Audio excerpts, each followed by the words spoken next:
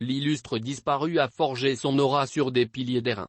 Sa famille et ses proches collaborateurs entendent perpétuer son esprit, sa bonhomie et surtout son attachement à la bonne cause dans le cadre de la commémoration du premier anniversaire de la disparition de l'ancien président Amadou Toumani Touré. Sa famille et la Fondation pour l'enfance ont procédé, hier dans l'enceinte de la Fondation, à l'inauguration d'une bibliothèque du nom de l'illustre disparu pour la jeunesse. L'événement était couplé au lancement d'un recueil des discours de l'ancien président sur la période 2002-2012, et la rebaptisation de la Fondation en son nom. Tout cela pour perpétuer son esprit.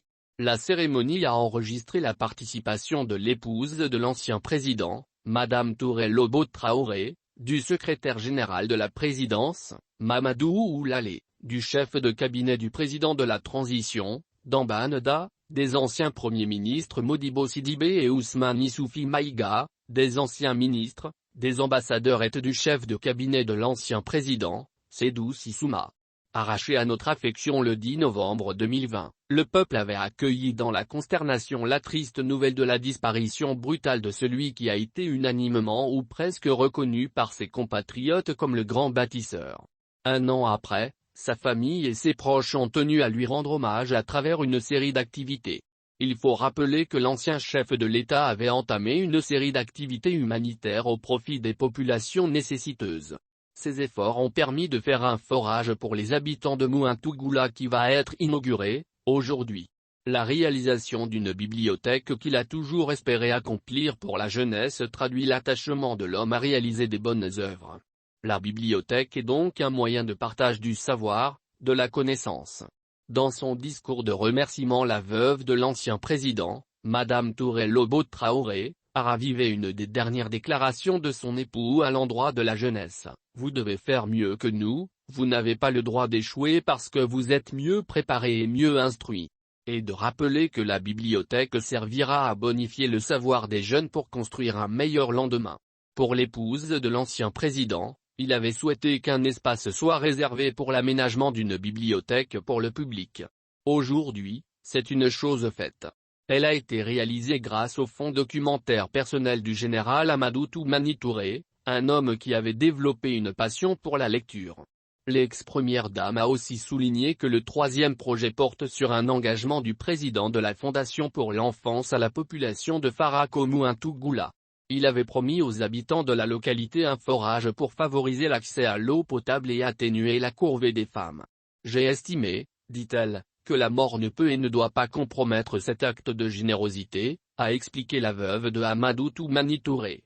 Elle s'est également réjouie du fait que la pyramide du souvenir accueillera, aujourd'hui, une exposition photo sur le parcours de l'homme.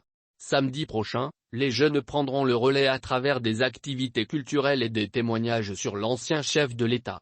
Il est également prévu de dérouler d'autres activités jusqu'au 20 novembre prochain.